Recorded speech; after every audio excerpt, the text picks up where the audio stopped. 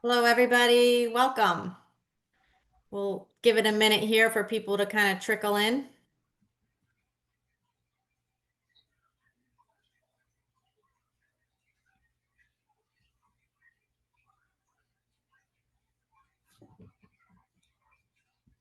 Hi, everybody. We're going to start here in just a minute.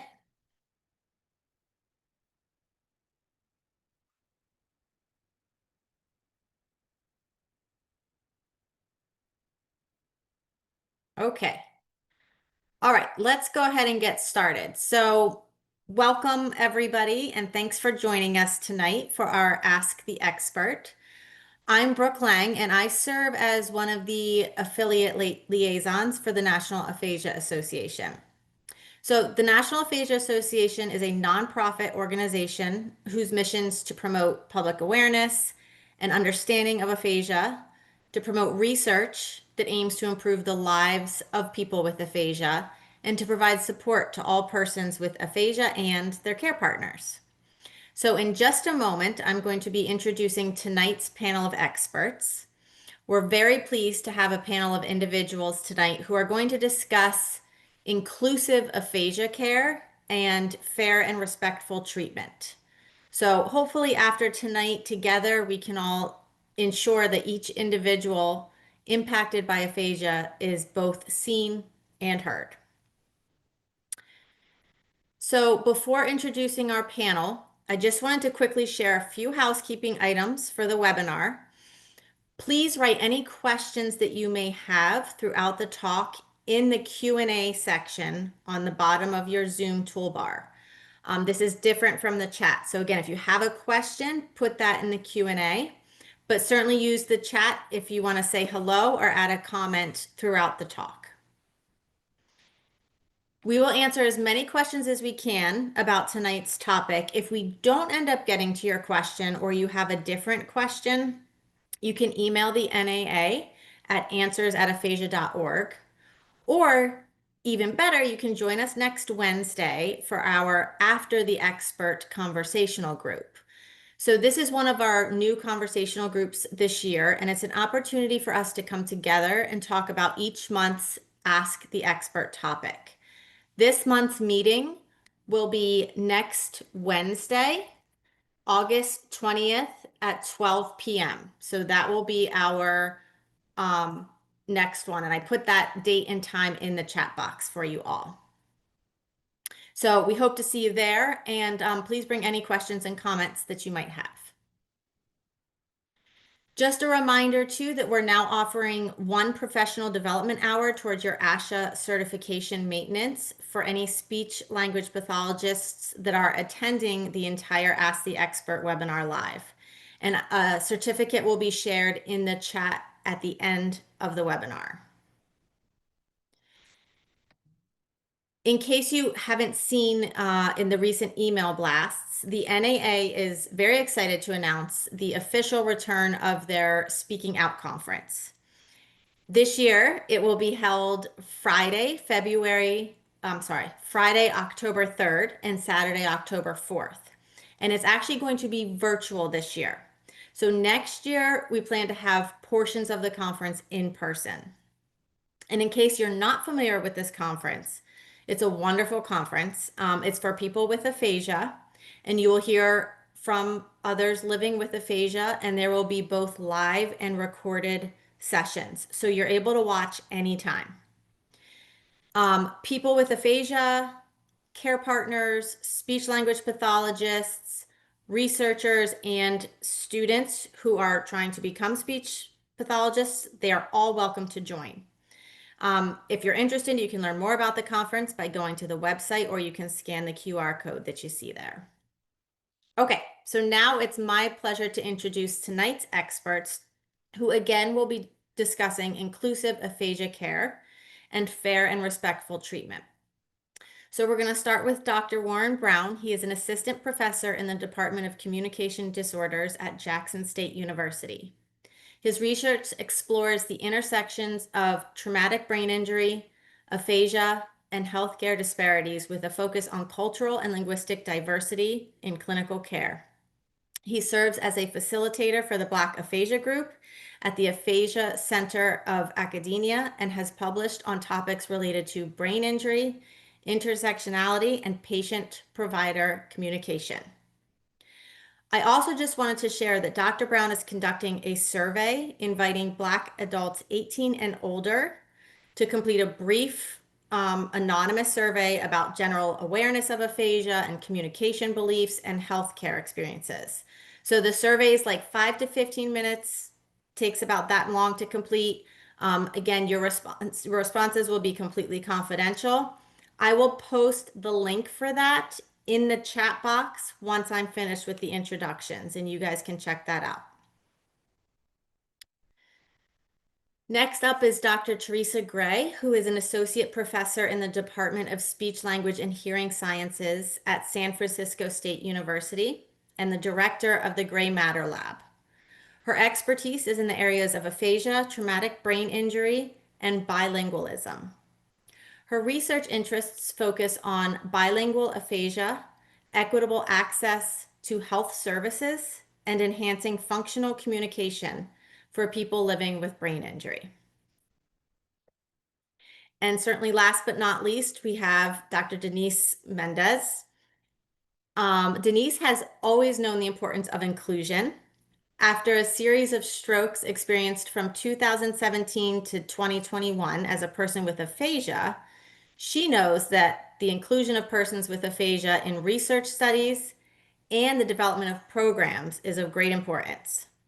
Denise is passionate and committed to spreading aphasia awareness and advocating for all. Her personal rehabilitation is shaped by the skills learned through sessions with speech-language pathologists and doctors, but is driven by what she's learned teaching over 29 years.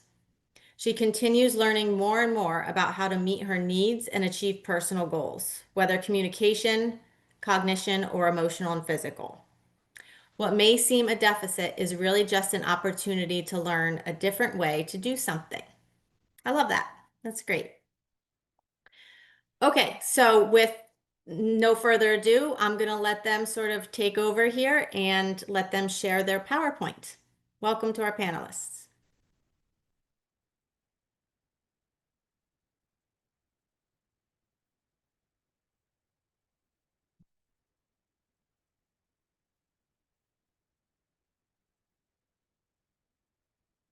Just make sure you guys unmute.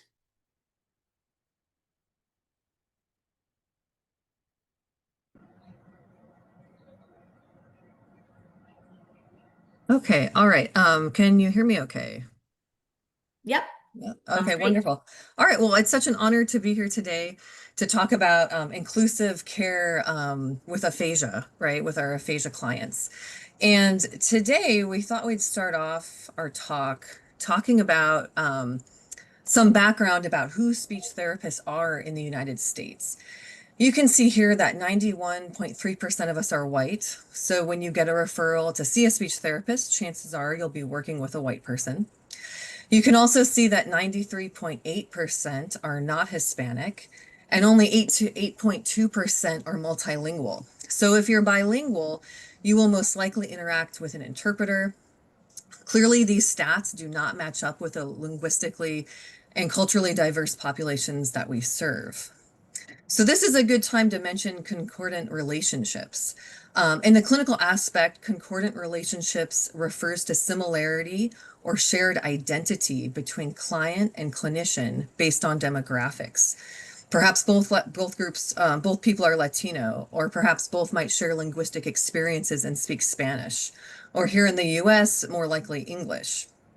Notably, it's been shown that treatment outcomes improve when clients and clinicians share racial or cultural identity.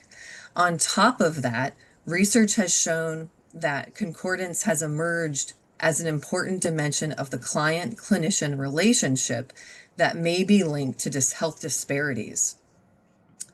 In the field of speech therapy, we're working towards diversifying the field, but these changes won't occur overnight. So it's important that speech therapists actively work to understand and accept differences and similarities between cultures. This involves recognizing that people from different backgrounds may have varying beliefs, values, customs, and communication styles. And today we'll be discussing inclusive practice from this lens. For language rehabilitation programs to be meaningful and appropriate, they must engage with the cultural context in which our clients live. Language, racial identity, and culture are intertwined. We're not treating language in a vacuum. People are complex and unique, and we work with our clients and families to increase communication and quality of life.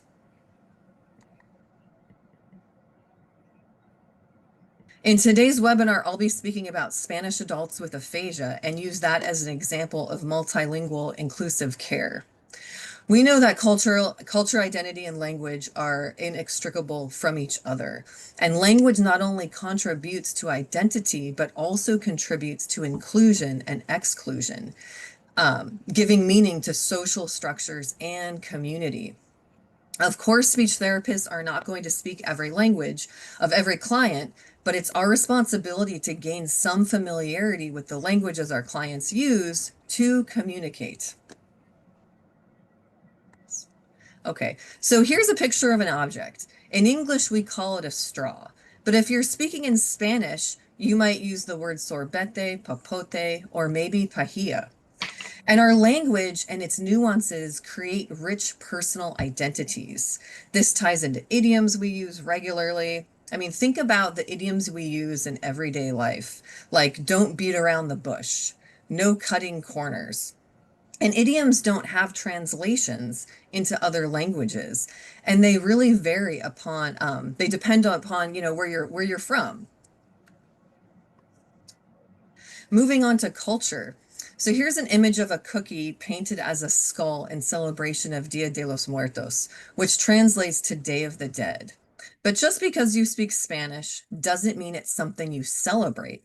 It's celebrated in Mexico, but again, just because you might have a patient or a client from Mexico doesn't mean they celebrate it. So this really gets at that speech therapists need to understand and get to know our clients. And we do this by asking questions and being curious. Our clients are more than happy to share when speech therapists are coming from a place of curiosity, non-judgment, and wanting to learn more. And if you know speech therapists, you know they like to talk about holidays and incorporate themes into their activities. And if you're working with people from other countries, they may be less familiar with certain American traditions. For instance, in one of my groups, when my students were going to talk about 4th of July, they knowing that the majority of their participants in the group were not from the United States, they changed the activity so that people shared about their home country's traditions relating to independence. Participants were genuinely interested to learn about each other, and it actually evolved into a potluck where participants brought and shared traditional dishes from their home countries. So they brought what they liked, and even some group members, they had grown up in the United States, but in a multicultural household. And so they brought dishes that had evolved into a blend from their home country and American cooking. So it was really an amazing experience to be part of this session where people shared and took joy in being together with this cross-cultural experience. Here on screen is a picture of a dish from Peru. It's called papas huancaínas, and essentially it's steamed potatoes with this sauce. In our group, we happened to have 2 participants from Peru, and they prepared it differently, which cultivated a good communicative exchange in the group about dishes and how, regions within countries prepare foods differently. Even within the United States, we see that. So as a speech therapist, if you're not familiar with a culture, you can look things up. You can make Google queries to initially guide some of your understanding and questions, which is a great starting point. Because at the end of the day, we don't know about all cultures, and our clients teach us. It's just a matter of how we navigate these waters so that we create an environment where people feel supported and want to share. And I think what can be empowering for people with aphasia is that when they tell the speech therapist where are they from and what's important to them from a cultural standpoint, and doing that really opens up a dialogue for more clear communication with the health providers. And of course, people are from different geographical regions. Here on screen is it's a great image of all the countries in the world that speak Spanish. And of course, they have different customs, history, religion. So clearly, one size doesn't fit all. And it's our job as speech therapists to understand that and that we question our own biases, which is essentially a process of self-reflection and self-critique, understanding that no one can fully grasp the complexities of another person's culture, but we encourage our own lifelong learning, which is essentially, I'm talking about cultural humility. So other things to consider, testing items that pop up a little bit regularly on some of our exams are these labyrinths or these mazes. And if you grew up in the United States and participated in our school system, chances are that you're very familiar with them. They're even on our playgrounds. This is a picture from my local playground. And my point is that if your clients are not familiar with, these images or these activities, and have never really completed one, your testing will not accurately reflect your client's skills. So if you have a client who moved to the United States as an adult, you need to ask, have you seen this before? Are you familiar with this? Here's another example from the Boston naming test. So this black and white picture at the top of the screen is an igloo.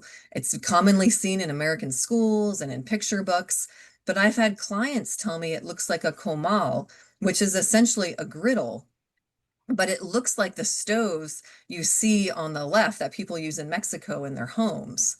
I've also had younger clients tell me it looks like a pizza oven, which is this picture on the right. So again, you need to be actively evaluating your stimuli, talking to interpreters, and gathering information about how your testing materials might negatively impact testing and treatment outcomes. Um, okay, so I'm on my way to wrapping up my portion, and here's a few takeaways. And on the left, it does say, in regards to Spanish adults with aphasia, but I think it really does speak for other languages as well. So first of all, understand the culture, which is getting at familiarizing yourself with customs and traditions of your clients, learn about their history, current events, and beliefs of the people that you're serving. Number two, demonstrate cultural flexibility. Immerse yourself in the culture, eat the cuisine, listen to various music genres, watch entertainment, and also respect the cultural diversity and viewpoints of the people from that community. Number three, practice cultural humility. And I briefly touched on this earlier, but it's really getting at prioritizing your patient's needs by creating an inclusive environment and also recognizing your own limitations to avoid acting on your own implicit bias. And finally, number four, collaborate with an interpreter and recruit Spanish speaking or, non-English, people who speak that other language of your clients, whether speech therapists and also students. But I also want to say that it's important that we're respectful of their time and workload. It shouldn't be a burden or a negative barrier that clinicians or students who are bilingual have to do more work than their monolingual counterparts. I've had colleagues who've had to do more work because they spoke another language, but they don't get paid more. And that's not right. So it's important that we're mindful of other people's time and how we approach these collaborations. And finally, this is my last slide, and these are just some resources. So on the top, here's some Spanish conversation groups that are on Zoom. The Shirley Ryan Lab, Ability Lab out of Chicago hosts a group. Also, my institution, San Francisco State, at my lab, Gray Matter Lab, hosts one. And also, I Am Aphasia is a great, check out their website. They have different resources available. And then below for materials, this first link, it's a great website. It was developed by Dr. John Pierce in Australia, Aphasia Therapy Online. And it's multilingual, and it's the non-English languages are created by native speakers of that language. And it also has English materials. So please check it out. It's free to use. Also, Gina Kike has developed a really cool, this repository of 200 Spanish sentences that can be used in therapy. And there's also a new group called PERC, Promoting Equity in Aphasia Research and Care Collaborative. And they're looking at creating different resource databases for Latino people with aphasia. Right.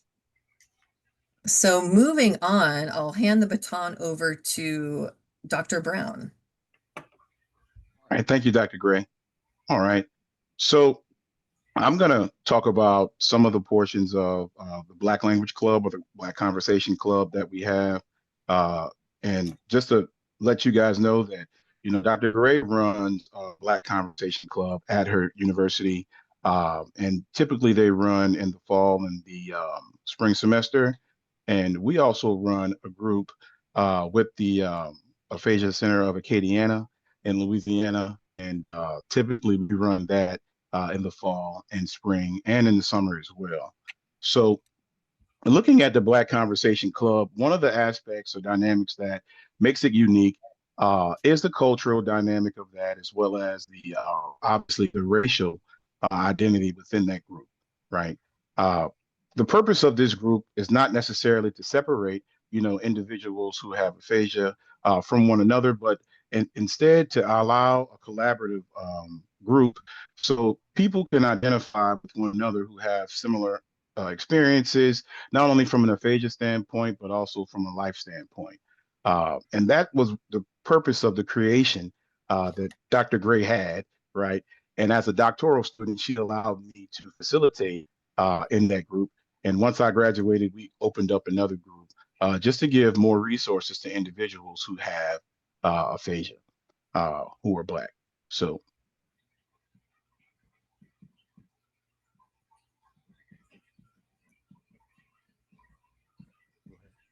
next slide. All right. So some of the things that make the thank you, Dr. Gray. Some of the things that makes the Conversation Club unique is the use of what we know as African American vernacular African American English, right? A lot of clinicians may or may not be familiar with that specific type of dialect, and I just want to make the large statement. Particularly, most SLPs should know that AAE is a dialectal difference and not a disorder, right? That's a long-standing phrase that was taught to me, and I'm sure to most of you all as well, throughout your graduate and undergraduate curriculum. But I definitely think that clinicians need to really hone in on that fact and understand that, when you're treating individuals or have encounter individuals, right, from that community, that you need to understand that the way that they talk, the dialectal differences, is that of a difference, right? And I think it's important to highlight some of the cultural dynamics that allow the group to be itself, right? Within these groups, we oftentimes use AAE, and from what the group members state, it's because they're most comfortable using that among individuals of their own. And I think that's an important thing to highlight, because in any language, you have variations or different dialects across the board. But I think that typically people only will use dialectal differences within cohorts or groups of individuals that they're familiar with and individuals that they trust, right? And I think what's unique about that is, compared to your traditional aphasia groups, right? You may have a few individuals of color within those groups, but they may be fearful to talk about or to use some of those dynamics or differences in language because of fear of being judged, because of fear of not being understood. And I think that that directly ties into treatment as well, right? Individuals who are Black or from a different ethnic background oftentimes may have a fear of being judged by a clinician who does not look like them and may not typically understand exactly where they're coming from or even some of the language that they're using. That goes back to the point that Dr. Gray made about racial concordance, right? It's a lot of literature out there about that, and it talks about how individuals who are from the same ethnic background sometimes, most of the time, are familiar and feel more comfortable with individuals from other shared backgrounds because they don't have to explain certain dynamics of experiences that they're going through. Sometimes these are inherent things that are known and things that, are understood. Right. And I just want to make that point because individuals, not with that point, it's not saying that people who are from a different background can't empathize or understand. It's just that you should not make assumptions based on things that you assume about a person. You should definitely have a conversation to understand where they're coming from. Right. And one of the quotes that is utilized here is from a retired special education teacher. Right. She stated because we have different issues politically, social, economic, and the racial issues and things like that. They consider the Black Conversation Club and the Any Black Aphasia Club as a safe space or a safe place, right? It's a place where they can still uh, have aphasia, but obviously be proud and Black, right, within that group dynamic. And again, that goes back to the shared trust and the shared collaboration of individuals understanding where each one is coming from through their aphasia journey. Now, let's look at some of the cultural dynamics of the food, right? I think it's important to understand that within the Black culture, food is something that stands out, right? And I'm from the South, I'm from Louisiana. Culture and food is always something that stands out, regardless of your race or what you identify as. But I think it's significant because with Black people from the South, and obviously before the Great Migration, a lot of Black people lived in the South. And for those of you all who may not be familiar with what the Great Migration is, that's basically the mass exodus of African Americans to the northern regions, right? Right after, uh, during right after World War II and the Great Depression, just for more opportunities for them to have and share with their families.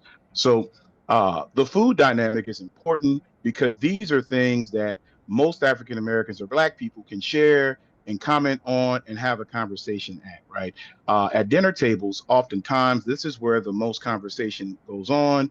This can also happen in parties or picnic, not necessarily picnic, but parties and other social gatherings, right, within the Black community, because these are things that go all the way and stem back to slavery time, right? Most of the time, individuals will collaborate in churches or church halls or church meetings and talk about, things that were pertinent to the African American or the Black community, right? And oftentimes, food was always a special dynamic that was added to that conversation, right? So within the Black Conversation Club, food is always something that comes up and is talked about because individuals, regardless of the region of the United States that they live, right, that's always something that we can come back to. Okay.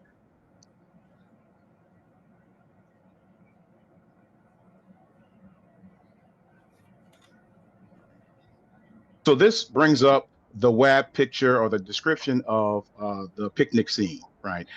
This is very significant because this particular picture, most SLPs and individuals who have been tested, right, with this particular picture may or may not be familiar. And that's just because this particular scene to a normal clinician may not cause or any type of harm or any type of objectivity, but to an individual who's Black with aphasia, this can be offensive, right?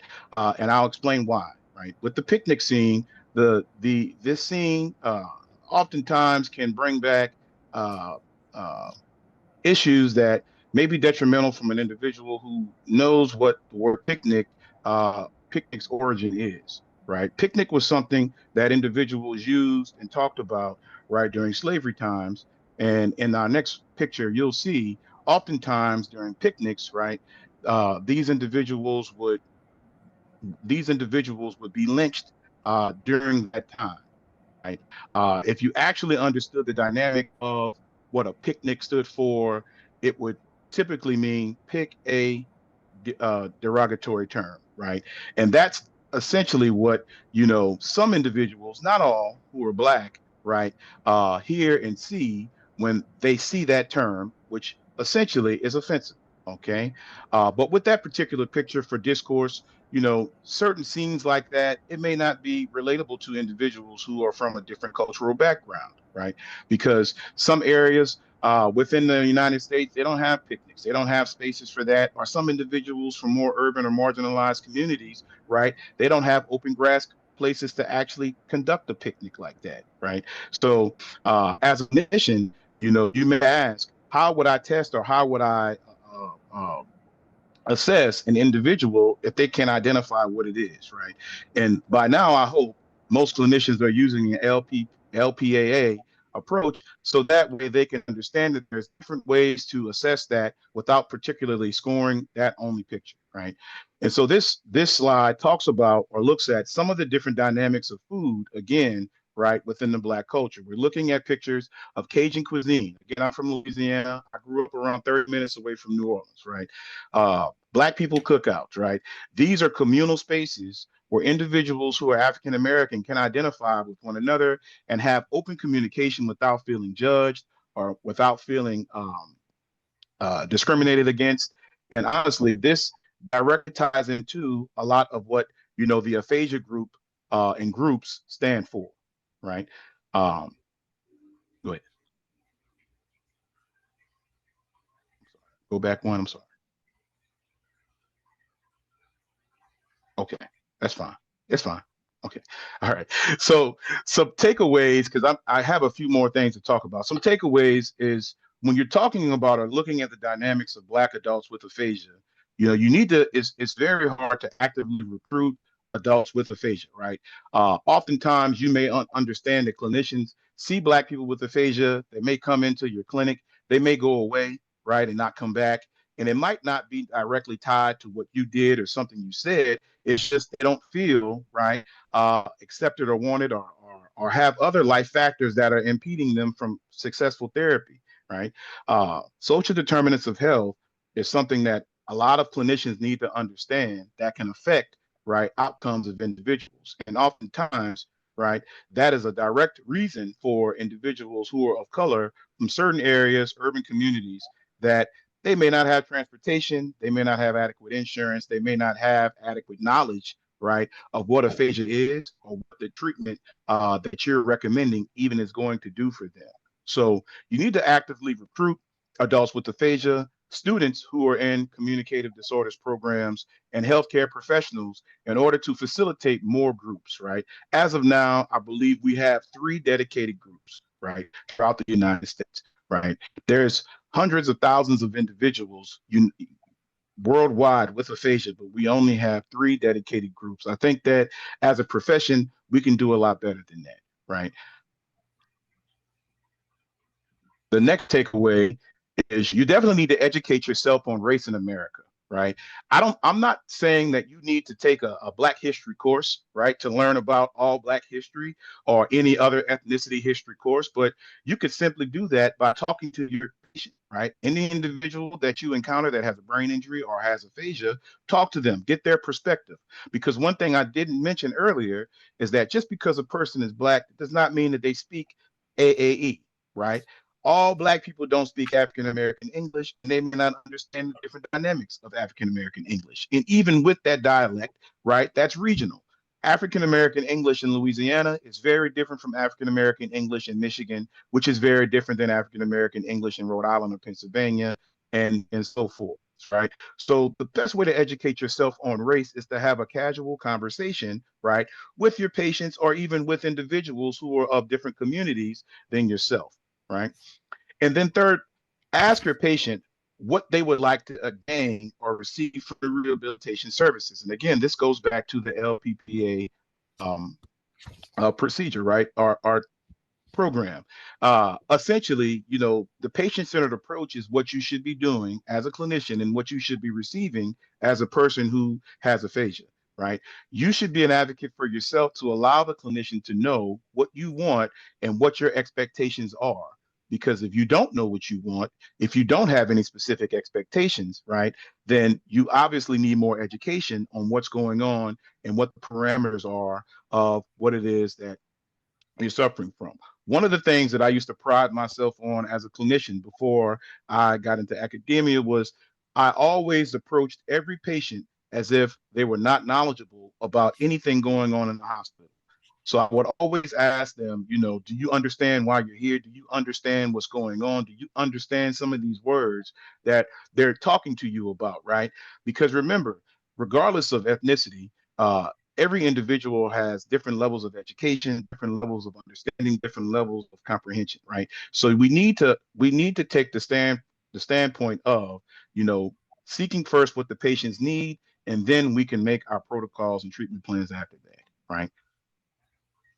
Now that leads me into the next discussion about intervention. Like, what can we do, right, as clinicians? So we talked about some of the history of the Black Aphasia Working Group, right? What the importance of these groups, right? Aphasia groups were created to give a bonding sense of individuals, right, with like similarities and issues, right, to bond together, to form a sense of community and social connection, right, and also to improve the identity after suffering from aphasia, right? And the Black group does the same thing. It's just that it's more centered around cultural, similarities and cultural experiences. Right. Go ahead. So one of the things that we did with our group is we created some aphasia-friendly texts. Right. So these aphasia-friendly texts were basically the idea came from the group members through the Black Conversation Club and some of the group members from the Aphasia Acadiana, that they were all avid readers prior to aphasia. And obviously, you all know the aphasia does not affect the aphasia does not affect what you loved before. It just affects how you may process information and utilize it, right? So they were all avid readers, and they were saying that some of the texts that are out there did not necessarily um, align with some of the things that they were interested in. So I stated to the group that, well, we could make our own book, right? And that's something we did. So what we did, our first project was myself and Dr. Brittany Myberg at Jackson State. We took the 1619 Project, which is a book by Nicole Hannah-Jones. This is a 300 textbook that essentially is full of short stories, essays, and narrative types of writings. And we condensed that to a 50-page document, right? And within that, what we did was we made it aphasia friendly with larger text, pictures, and also comprehension questions, right? After each chapter or after each entry. And so we took that, we made two or three different prototypes or samples, and we gave it to the group members within the Black Aphasia group, and it's about 8 to 12 members. I asked them for their direct feedback on that. And so Dr. Mendez was a part of that. They all gave very good direct feedback to myself and Dr. Myberg, and we made changes based on that, based on what they felt needed to be changed from an aphasia standpoint. And so you can actually see this first text on the website of the Aphasia Center of Acadiana under their resources guide. This is free to anyone who wants to use it, right? We also created two more books, CAST, which is about the caste system, not only in America, but also internationally. And the caste system is basically different classes of individuals based on the color of their skin, right? And we also did Hidden Figures, which was about Black scientists, Black women scientists, right, who work for NASA. If you all have seen that movie, we adapted these three books in order to be aphasia friendly.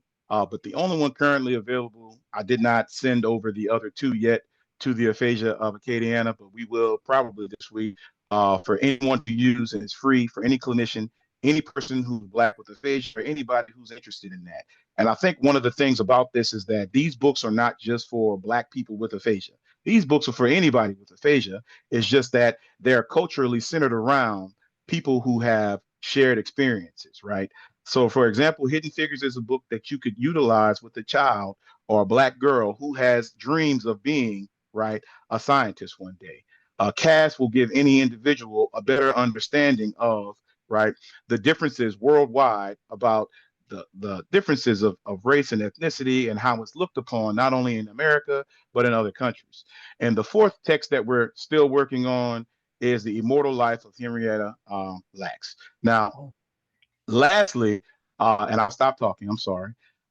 We have another thing that we're working on or almost finished with the Black Aphasia group, and we're working on an anthology, right? This anthology is basically a collection of writings done by each individual in the group, all who have aphasia, and two caregivers about their experience, right, and their journey through aphasia and their journey from a specific perspective of being Black with aphasia. And they came up with this idea because they felt that a lot of them were not knowledgeable about the long-term impacts of suffering from a stroke or a brain injury, right? And they wanted to leave something for other individuals of color to have, to reference, not only just individuals who have aphasia, but also their caregivers to reference, right? That they can use in real time. So on the next slide, we'll see the an example of a small version of the table of contents. So within this, it's very small. I apologize, but basically each person has their own chapter. Some of the chapters are checklists. Some of these chapters are short stories. Some are poems. Some are songs that each individual has come up with and they've written on their own, right? And this I think is very, very, very uh, great, right? Because this is truly an expression of strength, right? Because as we know, aphasia affects multiple dynamics of reading and writing, and this was a task for each and every one of these individuals to do, but they did it because they are probably the most hardworking group I've ever dealt with personally and professionally. So this is something that we're also working in collaboration with the art department at Jackson State University, where we're going to have some of the art students draw pictures to correlate each one of the chapters for each one of these individuals. And hopefully we'll get that printed and out fairly soon, probably within the next year or so, I would say. So, but these are great. This tool, as well as the adapted text, are great tools that you can use, right? Not only for intervention strategies as a clinician, but also individuals with aphasia to see journeys of other people who may or may not look like you. So thank you. And these are the current groups, the current Black group for Black people with aphasia. Excellent. So it'll be my turn now. My journey, we'll say, with aphasia started on probably weeks ahead of that, because who knew they had a bleed in their brain? But you know, if you were used to having headaches, migraines, whatever. Anyway, it all came to a head, no pun intended, back in May 22nd in 2017. I left from Philadelphia, flew to North Carolina, and I was actually at the home, which is now the home of the National Aphasia Association. I was in Apex, North Carolina for a conference. And forget it. It was just so terrible. The pain in my head, all these things. It's a long story. I could tell you about it, but not today. But the biggest thing that stood out to me was in the ER, and they brought up the scan, and they're talking to my friend who was with me. I'm laying on the table, you know, and I'm looking at this scan, and I like, what is that? Oh, that's your brain. But they're not talking to me, they're talking to my friend, you know.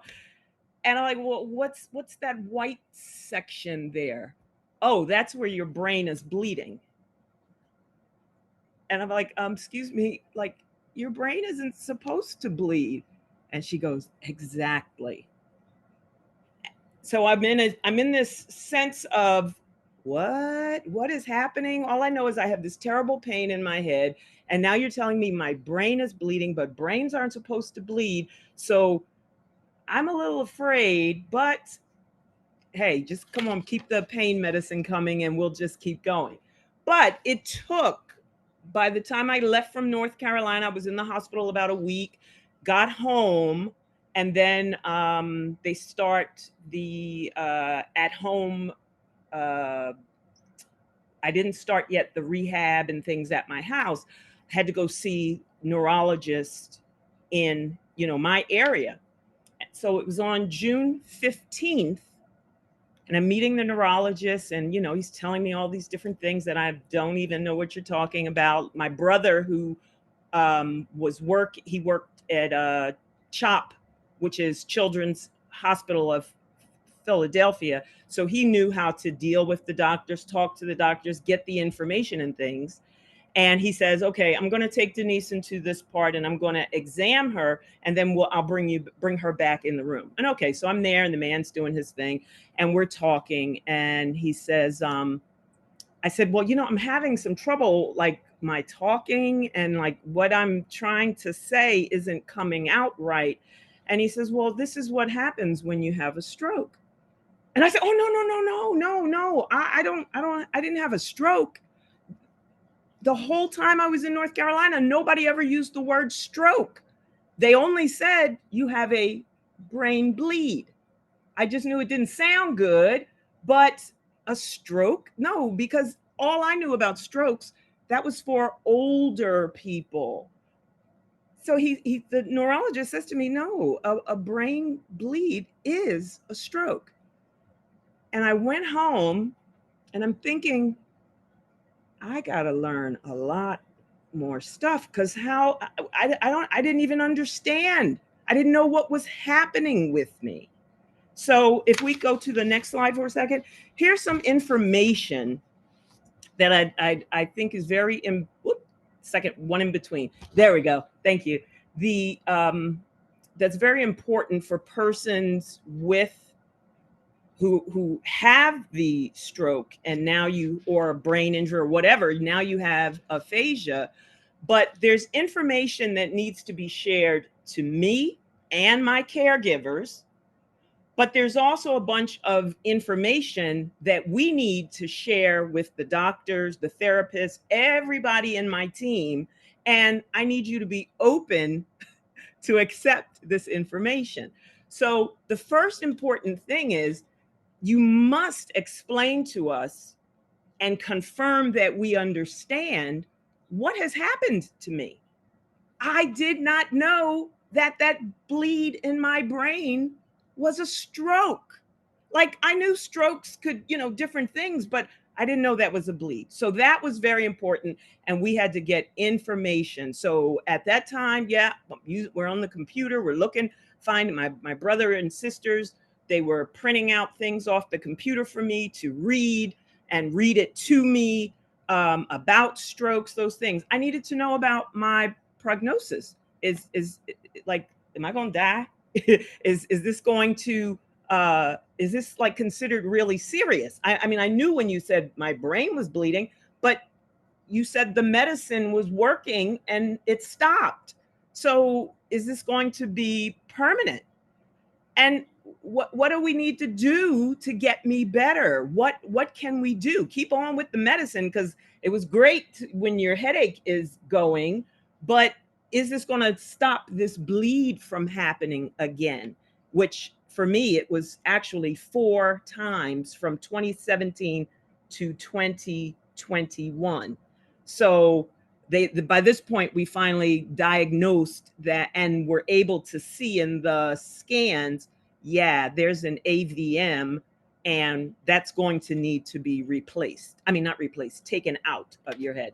So the other thing is, what about these medicines? Like there were so many pill bottles and, thank God for my team because my sisters, my brother, they're coming, my friends, different ones, they're here not just to visit and say like, are you okay? All of that, but we have to make sure Denise has this medicine. This has to come every 4 hours. This one comes every 2 hours, etc. I couldn't do that by myself at that point. I just could not.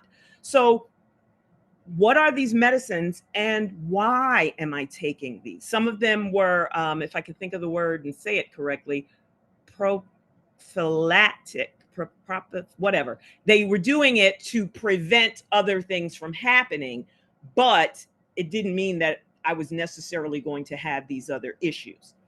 The other important thing about information is we needed to share this stuff to the doctors, the the therapists, and all of the people. If I'm going to see you at the dentist, if I'm going to see you for my eyeglasses, wherever, I need you to understand that I have aphasia, that you know what aphasia is, and that this is impacting how I'm communicating. Okay, not just think, oh, she's talking really slow. Oh, so probably she thinks very slowly. No, I'm not thinking slowly. This brain is still moving, it's doing its thing, but I can't produce the way that I used to. So I need to know, if you know about me and you know that Denise Mendez is an educator, you know that she has a doctorate degree. I had to listen. One point, the home therapist, um, she says to my sister after the session, she says, look, I want you to take her to the bookstore, get I want you to get these Dr. Seuss books, get a Dr. Seuss book and have her read this. And I'm sitting here thinking, what the, I know she ain't talking about me. She can't be possibly talking about reading some Dr. Seuss book. Do you know who I am? Do you know what I do? But I'm like, okay, whatever. She's saying, you need to write your alphabet down and you're going to write it this many times. And I'm sitting here thinking, you haven't told me why I'm doing this. I don't have a problem once you explain to me why I'm doing this. Denise, it's not that I think you don't know your alphabet, but that your brain has to remember that you know these things. You need practice. So your brain is saying like, hey, I got it. It's sort of like, what is that called on the pump? When you back at those old pumps in the country, you had to put a bucket of water in before it loosened up and then the water would come out of the well. Well, we needed to prime this well. But if you think that I'm ignorant, if you think I don't know certain things, if you don't even try to meet me and know about me, what kind of things are important to me, then, it's sort of like we're sitting here fighting each other. Because like at one point I said to my sister, I said, that woman cannot come in my house again. And she says, Denise, you got an appointment in 2 days, and I'm like, I don't care. She's not coming in here talking to me like that. But, of course I let her in and we did the therapy. But that's the kind of stuff we need for our therapist, for our doctors, the whole team. Oh my gosh, listen, going into the stores, like I could shop, I could still shop, man. We would go there, but I couldn't work with money, right? So my sister and I were in the store and she's saying, I'm in front of her and she's saying, okay, you're going to pay now, Denise. I couldn't think about money. Like I didn't know what money was what. Like I didn't know this bill meant this amount. This was worth this amount. So I'm just opening my wallet in the store, like here, like pointing it to the woman, like here, you take what we need. And my sister said, oh no. And that's how my sister would work with the therapist and tell her, no, this is a goal you need to make. Because my sister cannot be walking around in the store, opening her wallet, walking around and dropping money here and there like it's nothing. So that kind of information, it's going to help just get the brain going, the, what was that word? Priming the pump. And it's going to encourage me to keep practicing. It's going to keep me giving me even not just Dr. Seuss, but I'm going to do some more enrichment things. I want to do more things because I'm an educator. I know the best way to improve reading is to read. I know that. But guess what? It doesn't work. So what kind of strategies can you help me so I can meet these goals and improve and get better and get better? The other thing is acknowledging, and this is actually the last statement I need to say, is that acknowledge that I am so much more than that diagnosis of aphasia or high hypertension or this or that or the other. I am more than any of these diagnoses. And of course, what I always say, I'm more than aphasia. I am. There's so much more that each one of us are in our aphasia community that can be used to help us and making us get better, and not just get better, but even better than better. We're going to thrive and continue to do those things. So I'm hoping that this has been interesting to you. I hope you've got some good ideas. And if there are questions and comments, I'm sure the panel will be ready for you now. Thank you guys so much. That was wonderful. Really wonderful. So we don't have a whole lot of time, but we do have a question, Dr. Brown, regarding the books that you had mentioned. And somebody asked if they are available in PDF versions, and is there a cost? And are they No, for people living with aphasia? absolutely. It's free. I'll put the link in the chat. Great. It's totally free. So one is available now. It's the 1619 project. You can do it. It's a PDF version. And I'll also add cast and hidden figures. I'll send that to the administrator of the Aphasia of the Acadiana Center of Aphasia this week. I apologize. So I'll put that in the chat right now, but they're totally free. Great, thank you. One question I had was thinking about how we sometimes need to involve other people to help with language barriers like interpreters, or even bilingual staff. You know, is there anything being done, or what can we do to kind of make sure that they are trained in using aphasia-friendly communication? Sure. Well, as it is, it's really site specific, right? Like wherever you work, like what's the infrastructure? And what I always tell my students is that if you can snag your interpreter, like let's say if you have in-person interpreting going on, educate your interpreters. And sometimes you can sign up for an interpreter, or who they are on the floor. And so if you meet with them ahead of time and kind of brief them on what you're doing, you're educating them. Like, this is my test. I only want you to say exactly what I'm saying. And I think it's just that constant education. And if all of the SLPs, speech therapists, are doing that, I think it kind of furthers that, right? It supports the message that's being sent. And I think it's piecemeal, right? Because we all know, like interpreters, you never know how that works out sometimes, right? Like you hope for the best, and oftentimes we get the best, but sometimes we don't. And so it's kind of it's a moving target, unfortunately. Sure. Yeah, no, thank you. Okay, people seem to really enjoy your talk. There's a lot of great comments in the chat box. So, and if you guys again have more questions or more things come up, please do come to that after the expert chat next Wednesday at 12 p.m. Eastern time. If you have any questions, you can feel free to email the NAA at answers@aphasia.org. I am going to put the certificate for professional development in the chat box right now, so you can access that. And then finally, at the end, we are going to share a survey, and we would appreciate it if you could please just take a minute to complete that survey for us.